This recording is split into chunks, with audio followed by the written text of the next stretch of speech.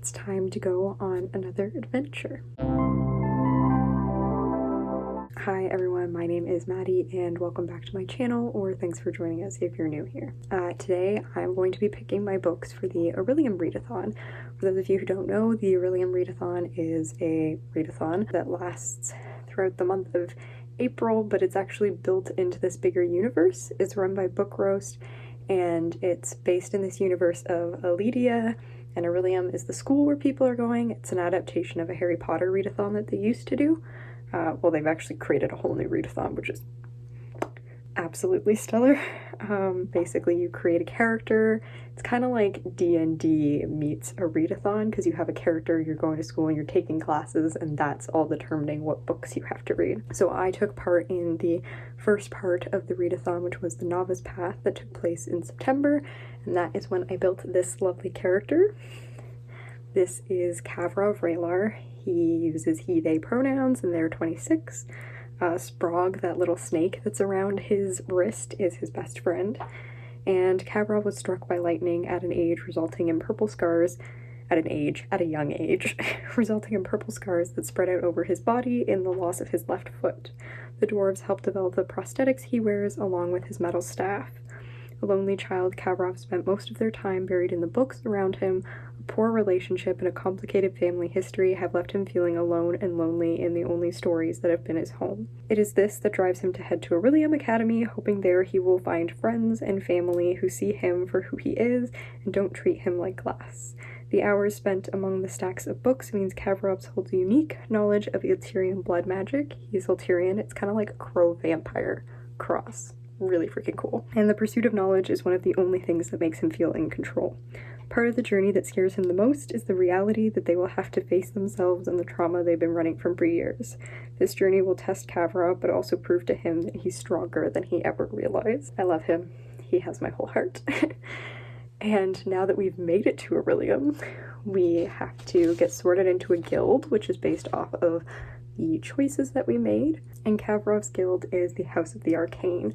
So the House of the Arcane focuses on the science of magic, trying to use like logic and research to figure out their spells. I think the way that G describes them is they're like a little bit eccentric, spend a little too much time in their books and not a lot of time with people. Yeah, so their specialty is alchemy, transmutation, inscription, and artifactory. And they get guild access to the Great Arcane Laboratory, which is pretty freaking cool. Also, the colors are purple and gold, which I adore. Yeah, so now that we have our guild, we're at Orillium, we have to pick our calling, which is kind of like what we want to study for. And I was going through the callings because there is so much like incredible content, PDFs for this. And I was going through the list of callings, and when I tell you I gasped once I saw this option, and I was like, fuck everything else, this is what I'm gonna be. So Kavrov's going to be a necromancer, which I think fits. I think his experience with death, being very close to death as a young child, has shaped him, and I think it's always made him a little on the outside.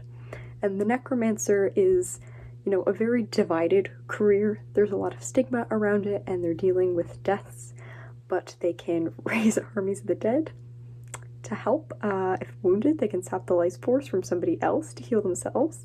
They can wield the power of death itself and attack with violent necrotic energy.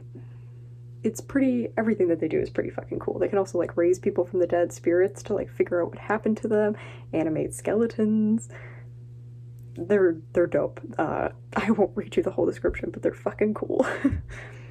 And then pretty much the way that it works is once you pick your calling, in order to like get that, there is a certain number of courses that you have to take, and those courses give us the prompts for this month. And then in August there will be like a second half of the readathon where we'll do our autumn courses, and we have to take all those. So yeah, without further ado, let's dive into the things, because I think some of these prompts are going to be hard. So the first class that I have to take is Shapeshifting, and the prompt for that is a book with claws on the cover. I think I found one right off the bat. This is one that I've been wanting to read for a while. It is a graphic novel and it's middle grade, so I think that will be fairly easy considering I've picked one of the harder callings and I have 8 things to get through. This is called The Witch Boy, and it is by Molly Knox Osterang.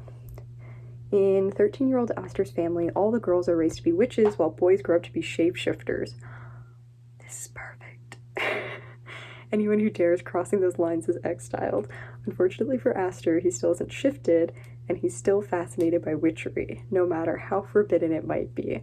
Oh, I was hoping it was going to go the other way, but that's fine. We support trans people in this house. When a mysterious danger threatens the other boys, Astor knows he can help as a witch. It will take the encouragement of a new friend, the non-magical and non-conforming Charlie, to confirm Astor to try practicing his skills. It will require even more courage to save his family and be truly himself. And we can see these little old claws up here, which make this perfect for this prompt. And the fact that the book actually has shapeshifters in it is even better. So 1 down. Number 2 is Animal Studies, and for that book we have to pick a quick read. I already know what I'm going to do for this because I have been reading each issue of the Saga comics as they come out, and those are a super short quick read, so I checked the date and the next issue is supposed to come out April 27th, so I'm hoping I can get it before the end of the month, and that will be my quick read, will be Saga 58. Love that series. It's so good. It's like 1 part space drama, but then like also race relations, and I can't even articulate to you the wonder that is Saga. You just need to go and look it up and read it yourself. I guess the premise for, like, if we're going way back, is we have Alana, who is from the main planet and has wings, and Marco, who's from the moon people, who all have horns, and they're at war with each other, except the 2 of them fall in love, and they have a baby who is Hazel. And shit goes wild from there, and that's not even the tip of the iceberg. But that will be book number 2. Next is Inscription. This is an intimidating read. This is the other one that I had figured out before I started filming this. I have to talk to my friend, but we have been talking about reading To Paradise by Hanya Yanagihara together. And that book is intimidating to me, not because of the length, but because Hanya Yanagihara destroyed me when I read A Little Life. And I don't know if I'm emotionally prepared to read another book by her. But we were going to read it together, so I'm going to see him tomorrow and I'm going to ask, do you want to go on this journey with me? I also think it might help if I'm, like, reading that with someone else to have emotional support, and then also being able to work on the other books of the readathon at the same time. Still scared shitless to read it, so that's one on my list. Next we have Spells and Incantations, which is either a short story collection or a series of essays. The book that I thought I had that was a series of essays isn't, or maybe it is. It's like a non-fiction book. I don't... Let's see. Is this a series of essays? What defines a book as a series of essays? I don't think this counts as a series of essays. I think this is more memoir nonfiction, so I'm gonna keep looking. And I'm gonna kill the plants on my bookshelf while I'm at it. I watered it today, but it's looking a little sus. Alright, back to the Storygraph TBR. I have a lot of poetry, which unfortunately does not count. Oh, here we go. I found one. This is what we're doing. We're just finding something that fits and we're rolling with it. I think I got this from one of Paperback's Dreams videos. I think her sister recommended it.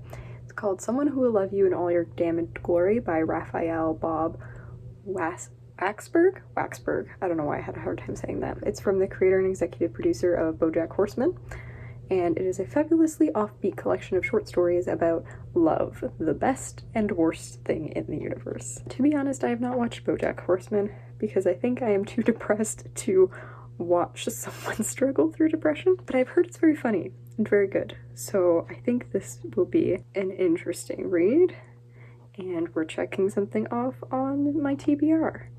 I don't know about you all, but I love to use reading challenges to actually get books off my TBR. Next one. I actually think I know what book I'm doing for this too, because I saw it when I was scrolling by. This is going much better than I thought it would. It is Conjuration, and it is a book that features a source of light on it. Mason Deaver's new book is coming out, and it is called The Feeling of Falling in Love. And I thought it was a match, but I'm looking at the cover now, and it is a person falling into a dumpster fire, like a literal dumpster fire. And you know what? Fire is a source of light. Hello, me from the future. I'm dumb and I didn't realize that The Feeling of Falling in Love isn't coming out till this summer.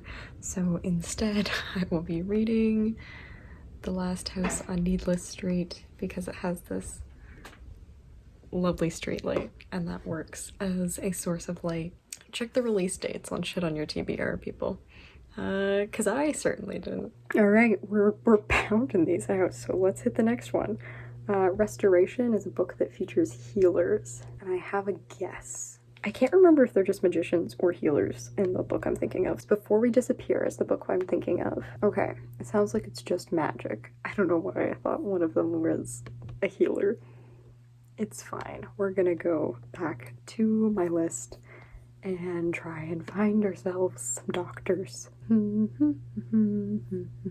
know if I read a lot of books that have doctors in them. I also don't feel like there's a way to filter on Goodreads to be like, is there a doctor in this? I'm literally like that person on a plane or a train or something that is like, hello, is there a doctor in the building?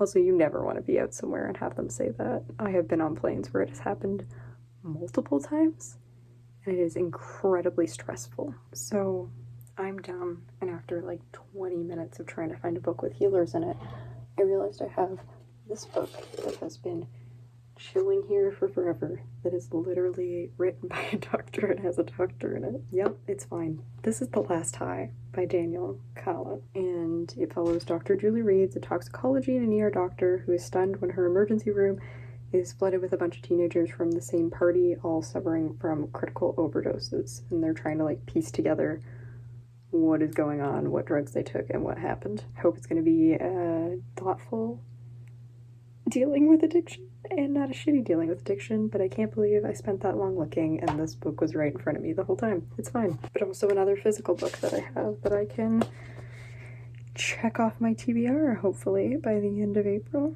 Okay, now I need one that's mythology inspired. And I also don't think I have any of these on my list. Like, I read Circe, and I don't recall seeing any when I was like, going through my storycraft, so I'm gonna give it a little Google. Song of Achilles didn't come up right away. I'm actually shook. The Odyssey by Homer. Is that book based off mythology, or is that book mythology? Like, let's be realistic here. Is the Odyssey about Greek? Like, I don't think that's mythology inspired. Maybe I'm understanding it wrong. Grasping at straws. That is a nonfiction. People need to understand what mythology is, because they have these violent delights, which I'm like 90% sure is based off of Romeo and Juliet. Can I call King Arthur a myth? Is that true? Let's see. Is Camelot's a myth. Okay, good. Camelot is not me like freaking out like, is that a real thing and I'm just dumb? I'm gonna stretch this one a little bit. So there's a book that I read in middle school that a friend recommended to me that I really loved, and I've been thinking about going back to reread it. It is called A Perfect Gentle Knight, and the family kind of imagines themselves like King Arthur and being the Knights of the Round Table, so I'm gonna count that. That's what we're doing. The last one is Demonology, and it's a book with the word shadow in the title, and I think this is going to be hard because I think I'm gonna look up shadow. It's gonna give me Shadow and Bone, and I already read that book and it was trash. Yeah, there's literally nothing in my TBR that has the word shadow in it. It's fine. We're fine. Also, if the angle keeps changing, it's because I keep dropping my phone. So this is The Shadow of the Wind, and the description is Barcelona, 1945. A city slowly heals in the aftermath of the Spanish Civil War, and Daniel, an antiquarian book dealer's son who mourns the loss of his mother, finds solace in a mysterious box entitled The Shadow of the Wind by one Julian Carax. When he sets out to find the author's other works, he makes a shocking discovery. Someone has been systematically destroying every last copy of every book that he's written. In fact, Daniel may have the last of Carax's books in existence. Soon, Daniel's seemingly innocent quest opens a door into one of Barcelona's darkest secrets, an epic story of murder, madness, and of doomed love. That sounds great. Alright, so I have my 8 books. To go through them super quick, we have Shapeshifting, a book with claws on the cover, and for that I have picked The Witch Boy. Animal Studies, which is a quick read. For that I'm going to do Saga Chapter 58. Inscription, which is an intimidating read, so I'm hoping to do To Paradise for that if everything goes cool and my friend wants to help me survive that process. Spells and Incantations, which is a book of short stories or essays. I will be doing Someone Who Will Love You in All Your Damaged Glory. Conjuration, a book with a source of light on the cover. The Last House on Needless Street. Restoration, a book that features healers. I'll be reading The Last High. Lore or a mythology inspired book, I'll be doing A Perfect Gentle Night. And Demonology, I'll be doing The Shadow of the Wind. That's a book with shadow in the title, I didn't say that. Yeah, so those are my choices. Let me know if you're participating. Drop your choices down below. What book are you most excited to hear about? Maybe I'll do some reading vlogs and give y'all some more updates as the month goes on. For now, that's all. Till the next video, stay kind.